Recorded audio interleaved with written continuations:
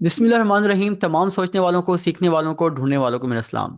आज के हम वीकली एनालिसिस स्टार्ट करते हैं। मंथ का स्टार्ट है और मंथ के स्टार्ट में बहुत सारी चीज़ें डिस्कस करने वाली हैं। सबसे पहले तो जो प्रीवियस हो चुका है उस पर ज़रा हम नज़र डाल देते हैं। देखें, जो डॉलर के अंदर मूवमेंट आई है, डॉलर के अंदर जो रैली आई है, वो फंडामेंटल मूव तो थी नहीं, वो सारी की सारी एक सेंटीमेंट मूव थी।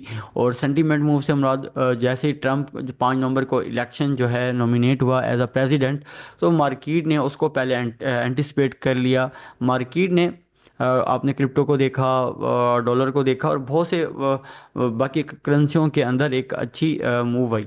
तो ये जो सेंटीमेंट मूव है, आपको पता है कि अगर हम जियो पॉलिटिक्स की अगर हम बात करें तो जियो पॉलिटिक्स के अंदर अभी इसराइल और ईरान का जो इशू था, वो उसमें एग्रीमेंट हुआ। अब मार्केट जो है आखिरी जो चीज़ देख रही है, और यूक्रेन और रशिया के अंदर भी अगर एग्रीमेंट हो जाता है तो मार्केट के अंदर जो रिस्क ऑफ था वो रिस्क ऑन में शिफ्ट हो जाएगा। और भी बहुत सारी चीज़ें हैं, हम आज डिस्कस करते हैं अपने वीकली एनालिसिस में। तो आए जी, हम स्टार्ट करते हैं इस वीकली एनालिसिस। मेरा जो वीकली एनालिसिस का जो एक तरीकाकार है वो क्या होता है कि मैं एक चेकलिस्ट आपके सामने रखता हूँ, और इस चेकलिस्ट की बुनियाद के ऊपर, इस चेकलिस्ट के ऊपर हम चीज़ें डिस्कस करेंगे। सबसे पहले हम डिस्कस करते हैं कि सेंटीमेंट जो ऑन है ऑफ है। मैंने आपके सामने ये सारी चीज़ें रखी कि सेंटीमेंट जो है उसका वो ऑफ से ऑन की तरफ शिफ्ट हो गया। उसके पीछे दो वजह थी कि एक इसराइल और लबनान के एग्रीमेंट, फिर यूक्रेन और रशिया एक इंटेंस डेवलप हुई पड़ी है। इसके अंदर भी अगर अगर कोई सीज फायर हो जाता है तो मार्केट नॉर्मलाइज हो जाएगी। अब लास्ट टाइम मैंने बताया कि ट्रंप ने जो अपनी एडमिनिस्ट्रेशन के अंदर जो क्या कहते हैं, एक हायरिंग की है, एक जिसे हम आम सदर ज़बान में बताएं वज़ीर ख़जाना जो ट्रंप की एडमिनिस्ट्रेशन के अंदर होंगे, स्कॉट बेसेंट। तो उस जिस वजह से डॉलर के अंदर एक वीकनेस हम देख रहे हैं और रिस्क ऑफ भी हो चुका है। सेंटिमेंटल मूव भी है, वो भी इस टाइम वो डिज़ोल्व हो चुकी है। तो डॉलर के अंदर हम एक वीकनेस आप देख सकते हैं। डॉलर का मैं आपको चार्ट भी ओपन करके दिखा देता हूँ ताकि हम चीज़ें मज़ीद बेहतर तौर पे एनालाइज कर सकें। देखिए, अगर बात करें तो डॉलर के अंदर एक अप ट्रेंड पड़ा है, और ये जो अप ट्रेंड है उसके बाद मार्केट ने एक मार्केट मशरूम बना चुकी है। इसे हम डिस्ट्रीब्यूशन भी कह सकते हैं। तो डॉलर के अंदर आप वाज़े तौर पे देख रहे हैं कि ये अगर इसको एसएल हंटिंग करें और ये एक रेंज बन चुकी है। अब इस एनएफपी के अंदर मार्केट के अंदर अगर इस तरह से एक मूवमेंट इस अब डाउन ब्रेक हो सकता है, जो मुझे हाईली एक्सपेक्टेड है। अभी मैं हमारे जो फंडामेंटल एनालिसिस टीचर एक्सपर्ट हैं सर अब्बास साहब से भी डिस्कस कर रहा था। अभी हमारा कोर्स भी शुरू होने वाला है इस वीक में, इंशाल्लाह सैटरडे को पहली क्लास होगी। जिन दोस्तों ने इनरोलमेंट नहीं कराई वो इनरोलमेंट करा लें और अपनी जो ट्रेडिंग जर्नी है वो एक नेक्स्ट लेवल पर लेके जा सकते हैं। तो सर भी इस चीज़ को सेकंड कर रहे थे कि डॉलर के अंदर इस टाइम वीकनेस का पहलू मौजूद है, और चार्ट के अंदर हमें ये वाज़े तौर पे दिख भी रहा है।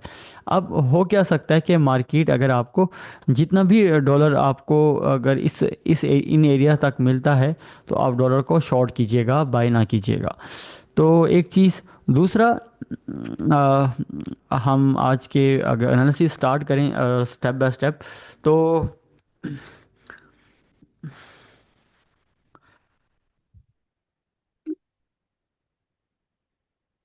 हम्म, पहला हम गोल्ड को देख लेते हैं। ये गोल्ड का, जी हमारे पास चार्ट है।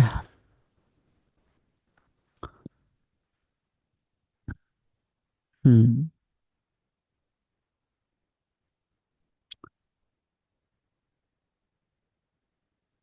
गोल्ड का ये जो लेवल है, एक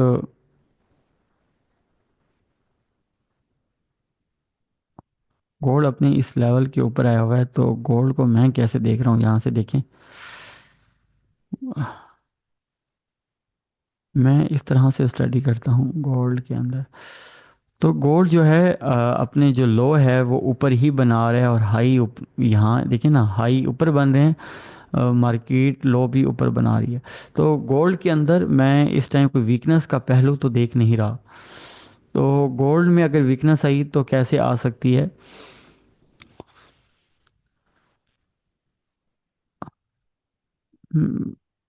सेलिंग के लिए ना, तो एक चीज़ लाजमी है, जो भी गोल्ड को सेल करना चाह रहे हैं तो कम से कम एक लो अगर मार्केट आपको ब्रेक करके देती है, ये चीज़, अगर ये मार्केट ये पहला लो ब्रेक करती है, मैं छोटे टाइम फ्रेम में भी आपको आज एनालिसिस करके दिखा देता हूँ।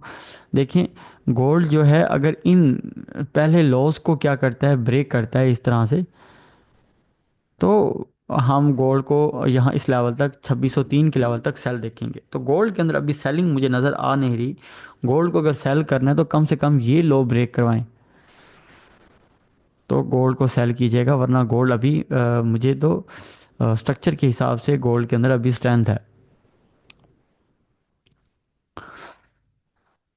स्ट्रक्चर के हिसाब से गोल्ड के अंदर जो है अभी एक चैनल भी बन रहा है। तो गोल्ड को अगर सेल करना है तो अगर गोल्ड ये ट्रेंड लाइन भी अगर देखें ना, ये ब्रेक होती है रिटेस्ट पर, आप इसको सेल कीजिएगा। अगर वरना अगर ये लेवल ब्रेक करता है तो फिर हम बाय करेंगे। तो गोल्ड जो है अपनी इस रेजिस्टेंस के ऊपर आकर फंस गया है, देख पा रहे हैं।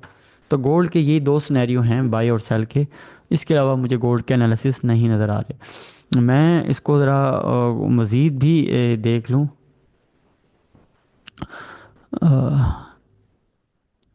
और एक छोटे से एनालिसिस के लिए भी बहुत सारी चीज़ें देखनी पड़ती हैं, ताकि आप मार्केट के डाटा को अच्छा आइडिया लगा सकें। सेम ये एक लेवल है मार्केट का यहाँ पर, और एक ये लेवल है, देखिए ना। आप इस मैं तो इस लेवल को इग्नोर नहीं कर सकता, क्योंकि यहाँ पर आपके पास रियली एक एविडेंस है। अगर मंडे को क्लोज यहाँ हो जाता है तो इसका मतलब है कि गोल्ड का जो दूसरा टारगेट है वो यहाँ पर होगा, ठीक है। तो फिर हम इसको रिटेस्ट के ऊपर बाय करेंगे। और वॉल्यूम अगर मैं देखूं करीब करीब, तो इस बार के अंदर तो वॉल्यूम ही नहीं था, तो गोल्ड के अंदर एक देखें तो देखते हैं। बहरहाल मैं गोल्ड के अंदर अभी वीकनेस नहीं देख रहा। गोल्ड के अंदर वीकनेस तभी आएगी अगर इस लेवल के ऊपर क्लोजिंग हो जाए, ठीक है।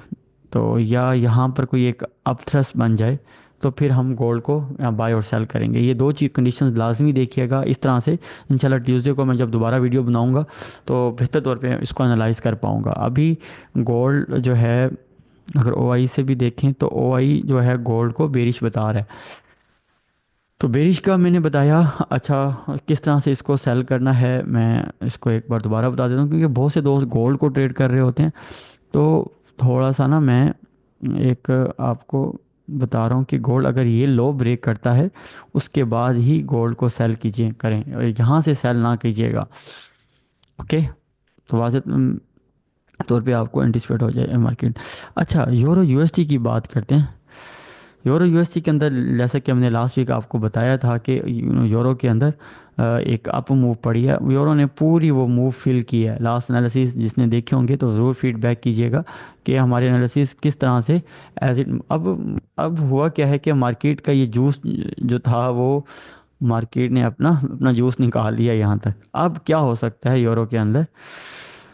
हम्म यूरो ना एक रेंज के अंदर भी आ गया, अगर आप देखें ना। तो ये यूरो जो है एक, ये साइकिल पूरा नहीं हुआ। जब साइकिल पूरा नहीं होता ना इस तरह से, तो एक स्ट्रेंथ की निशानी होती है। बहरहाल अगर गोल्ड अगर यूरो को भी आपने सॉरी, यूरो को भी अगर आपने सेल करना है, यूरो यूरो यूरो, तो मैं तो यहाँ से देख रहा हूँ कि यूरो की यहाँ सेलिंग अपॉर्चुनिटी ही नज़र आ रही है मुझे, देखें। तो बहरहाल अगर यूरो को बाय करना है तो एक तो इस एरिया से बाय करें, और दूसरा अगर इससे बाहर क्लोज हो जाता है तब इससे यूरो को बाय कीजिएगा। तो यूरो के अंदर ओवरऑल अभी एक रेंज है। यूरो के ये पॉइंट्स हैं 1.0527 और 1.0586, यूरो इस रेंज के अंदर है पड़ा। जीबीपी यूएसडी की बात करते हैं। जीबीपी यूएसडी मैं यहाँ से देख रहा था, जीबीपी यूएसडी अगर इधर आता है तो मैं बाय करूँगा, लेकिन मार्केट ने इसको तो जीबीपी यूएसटी के अंदर वाज़े तौर पे मैं बाय देख रहा हूँ, देखे ना, जीबीपी यूएसटी ने जो क्लोज दिया है, मैं ज़रा एच एल सी बार में इसको देखूँ तो क्लोज जो है उसने इस अप थ्रस्ट को मार्केट ने फॉलो अप ही नहीं किया, दोबारा मार्केट प्राइस यहाँ पर क्लोज हुई है। तो यूरो, जीबीपी यूएसटी, मैं ज़रा डेली में जाऊँ। जी देखें, मार्केट ना लेवल टू लेवल चलती है, तो यूरो से अच्छा जीबीपी इस टाइम बाय, जो मेरा बेस्ट पेयर मुझे लग रहा है ना, वो जीबीपी यूएसटी है, जो जिसको मैं बाय करूँगा। कहाँ से बाय कर सकता हूँ मैं? इसके अंदर एक ट्रेंड लाइन लगाऊं। हम्म।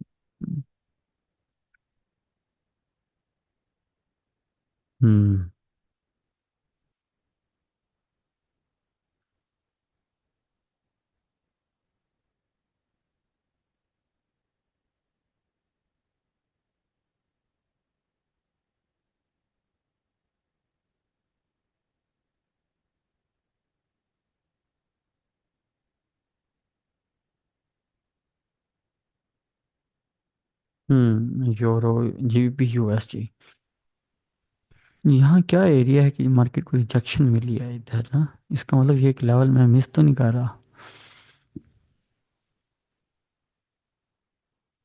हम्म। जीबीपी यूएसटी, जीबीपी यूएसटी जो है तो बुलिश। कम से कम इसको आप ना इस यहाँ तक अगर आता है ना, 1.02696, तो आप एक बाइंग अपॉर्चुनिटी देख सकते हैं यहाँ तक। इसको यहाँ से बाय ना कीजिएगा, यहाँ पर आता है या ये ऐसा उड़ाता है यहाँ पर, तो यहाँ पर आप इसको बाय करें। तो इसके अंदर भी आपको 50-60 पिप की अभी मूव पड़ी है। यूरो अपना लेवल शिफ्ट कर चुका है, और यूरो मुझे यहाँ तक आता हुआ, जीबीपी यूएसटी, सॉरी, ये बार बार यूरो मुंह से निकल रहा है। जीबीपी यूएसटी के अंदर जो एरिया मैं देख रहा हूँ ना डेली के अंदर, 1.2836 तक ना जीबीपी यूएसटी ऊपर जा रहा है। इसके अंदर स्ट्रेंथ तो आई है, और मार्केट के अंदर एक हाई भी ब्रेक हो गया है और क्लोज भी ऊपर हुआ है। मैं इसको सिंपल अगर दिख करूँ ना, जीबीपी यूएसटी, जीबीपी यूएसटी, ये एक माइनर लेवल है, लेकिन देखे ना, प्राइस के अंदर क्लोज का ऊपर होना 1.2696 से यहाँ तक, जो है, ये एक ऐसे समझो एक बाउल शेप भी बन रही है, पीछे एक डाउन ट्रेंड है। तो पूरे इसके मिसालें पूरे हैं, जीबीपी यूएसटी मेरा अच्छा पेयर है बाय करने के लिए। जीबीपी यूरो यूएसटी से अच्छा जीबीपी यूएसटी है अगर इसको आप बाय करें। यूएसटी जेपीवाई, मैं अभी जेपीवाई के पेयर देख रहा था, तो जेपीवाई के अंदर बहुत बला किस्म की स्ट्रेंथ आई हुई है। आप देखें ना, प्राइस ने ये एरिया क्लियर तो किया है यहाँ तक। जीबीपी यूएसडी अगर आपको इस एरिया तक मिलता है या यहाँ तक मिलता है, तो ये बेस्ट बाय होगा, क्योंकि पीछे डाउन ट्रेंड है, उसके बाद प्राइस ने एक ताकत जो है एक बनाई हुई है, एक बाउल शेप बनी हुई है, यहाँ पर एक स्ट्रेंथ का एलिमेंट है। तो यूएसडी जेपीवाई के अंदर ज़बरदस्त मूव आ सकती है। मैं ज़रा इसे ओआई से भी वेरीफाई कर लेता हूँ। हम्म। जेपीवाई के अंदर ओआई जो कह रहा है ना, जेपीवाई के अंदर मंडे के दिन तो रिट्रेसमेंट कह रहा है, तो एक दिन की रिट्रेसमेंट के बाद जेपीवाई को ना आप बाई में ही देखिएगा।